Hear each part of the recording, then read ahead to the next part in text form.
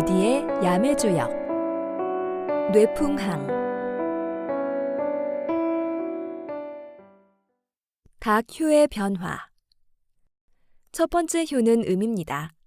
보통 음이라고 하면 기반을 굳히고 지키는 의미가 강한 편이지만 모든 움직임의 아래에 놓여 있는 이번 음의 효는 올바른 기반이 무엇인지 다시 환기해 줍니다. 한자리에 고집스럽게 가만히 머물러 있는 것이 오래가지는 않습니다. 스스로 변하려고 하지 않으면서 다른 사람이 나를 위해 변해주기를 기다리기만 해서는 원하는 조화와 균형을 얻을 수 없습니다. 아무리 단단한 기반이라 하더라도 균형을 맞추지 못하고 한쪽으로 기울어져 있다면 그 위에 높은 탑을 쌓아 올릴 수 없습니다. 모든 일의 시작에는 한쪽으로 치우치지 말고 균형 잡힌 시각을 유지하는 것이 필요합니다. 두 번째 효는 양이 됩니다. 현실의 한가운데에서 움직이는 양의 효는 끊임없는 움직임을 통한 동적 균형을 나타내는 뇌풍항의 궤를 나타내는 중심의 의미가 됩니다. 물론 아무렇게나 움직인다고 해서 적절한 조화가 유지되는 것은 아닐 것입니다. 그러나 바로 아래에 놓인 음의 효가 상징하는 균형 잡힌 시각을 기반으로 해서 움직인다면 우리 마음이 원하는 대로 어떤 방향으로 움직이든지 나쁠 것은 없습니다. 머뭇거리지 말고 마음이 가는 대로 자신감 있게 행동하는 것이 필요합니다. 세 번째에도 양의 효가 연달아 나타납니다. 동적인 조화와 균형이라는 것은 매우 정밀한 조절이 필요한 작업입니다.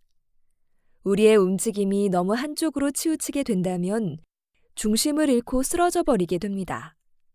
그렇다고 해서 계속 이쪽 저쪽으로 오가게 된다면 역시 중심이 흔들려 위험하게 됩니다.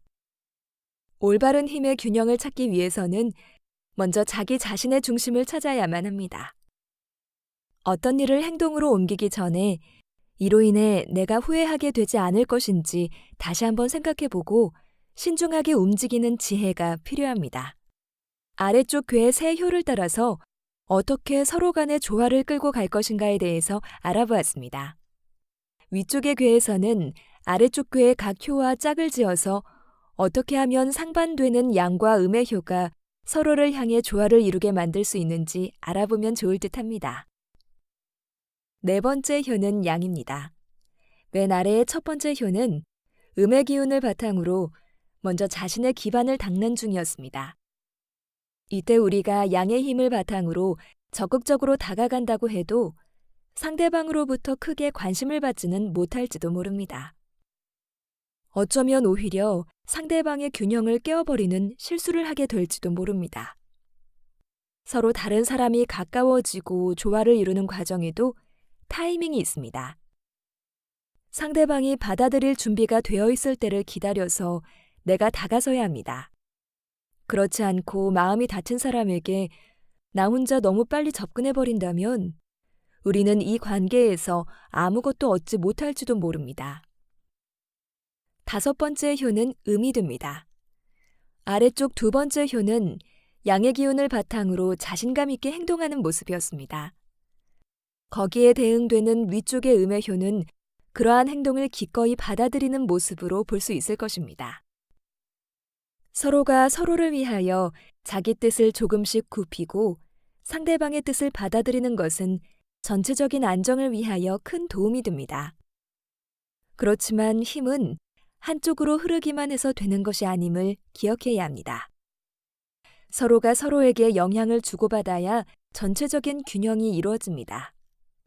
상대방을 위해 자신을 희생하기만 한다면 당장에는 안정적으로 보일지 모르지만 시간이 갈수록 점점 피로해질 뿐입니다.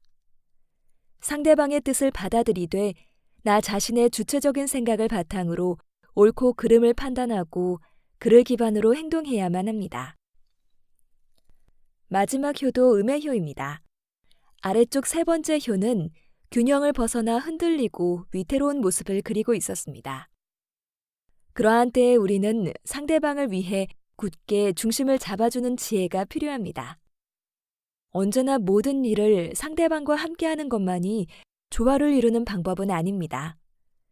나도 상대방의 보조를 맞추기 위해서 같이 움직여댄다면 오히려 팽이의 축이 크게 흔들리게 되는 경우가 생기고 말 것입니다.